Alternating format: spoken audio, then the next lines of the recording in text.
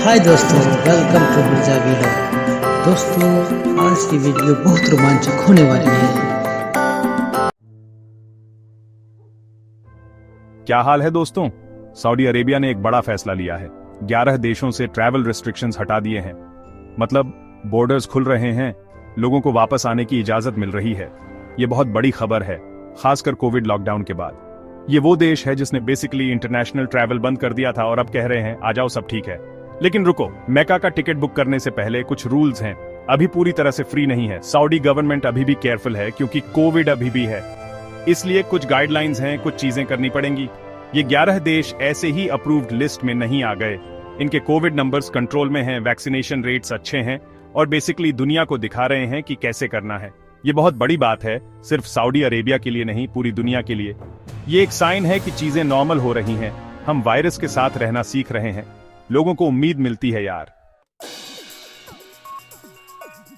तो कौन से देश हैं? जरा ढोल बजाओ। ये 11 खुशनसीब देश हैं।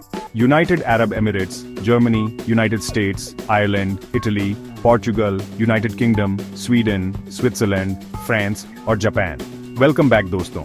ये देश कोविड मैनेजमेंट के ए टीम जैसे हैं। इन्होंने वैक्सीनेशन प्रोग्राम्स, टेस्टिंग प्रोटोकॉल्स और रिस्पॉन्सिबल बिहेवियर से कोविड की धुलाई कर दी है। सऊदी अरेबिया ने देखा और कहा, ठीक है, तुम समझदार हो, आ जाओ।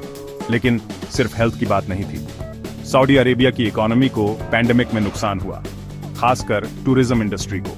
इन देशों को खोलकर वो इकोनॉमी को बूस्ट देना चाहते हैं, पैसा वापस लाना चाहते हैं। साथ ही डिप्लोमेटिक टाइज भी मजबूत होते हैं, सबके साथ अच्छे संबंध बनते हैं। ध्यान रहे कि इन देशों के सभी लोगों को फ्री पास नहीं मिलेगा। वैक्सीनेशन स्टेटस, ट्रैवल हिस्ट्री वगैरह के हिसाब से कुछ रिस्ट्रिक्शंस अभी भी हैं, लेकिन ये सही दिशा में एक कदम है ना? ठीक है, तो आप इन 11 देशों में से हैं और अपना बैग पैक करने को तैयार हैं। जरा रुक जाओ, कुछ रूल्स हैं। सबसे पहले आपको फुली वैक्सीनेटेड होना जरूरी है और कोई भी वैक्सीन नहीं चलेगी। सऊदी अरेबिया के पास अप्रूव्ड वैक्सीन्स की लिस्ट है, तो चेक कर लो कि आपकी वैक्सीन उसमें है या नहीं। फिर पीसीआर टेस्ट वाली बात है। आपको डिपार्चर से 72 आवर्स पहले का नेगेटिव पीसीआर टेस्ट चाहिए। और क्या पता, आपको पहुंचने पर भी एक और टेस्ट देना पड़ सकता है सेफ्टी के लिए। और हाँ, क्वारंटीन के बारे में मत भूलना। आप कहां से आ रहे हैं और आपका वैक्सीनेशन स्टेटस क्या है, इसके हिसाब से आपको कुछ दिन सेल्फ आइसोलेट होना पड़ सकता है। देखो, ये सब ज्यादा लग रहा होगा, लेकिन ये मेजर्स एक रीजन से हैं। वो सबकी सेफ्टी चाहते हैं, विजिटर्स और लोकल्स दोनों की। किसी को भी दूसरा आउटब्रेक नहीं चाहिए। तो रूल्स फॉलो करो, पेशेंस रखो और सब ठीक हो जाएगा। अब कुछ बुरी खबर। 13 देश अभी भी सऊदी अरेबिया की नो गो लिस्ट में है। ये देश अभी भी कोविड को कंट्रोल करने में लगे हैं और सऊदी अरेबिया कोई रिस्क नहीं ले रहा है। ये दुखद है, लेकिन सेफ्टी फर्स्ट है ना? इन देशों में से एक इंडिया भी है। मुझे पता है कि सऊदी अरेबिया में बहुत से लोगों के परिवार इंडिया में हैं और ये ट्रैवल बैन उनके लिए बहुत मुश्किल रहा है। वो महीनों से, कई बार सालों से अपने परिवार से नहीं मिल पाए हैं। नागम हसन को ही ले लो। वो रियाद में एक शॉपकीपर हैं और उनके पेरेंट्स मुंबई में रहते हैं।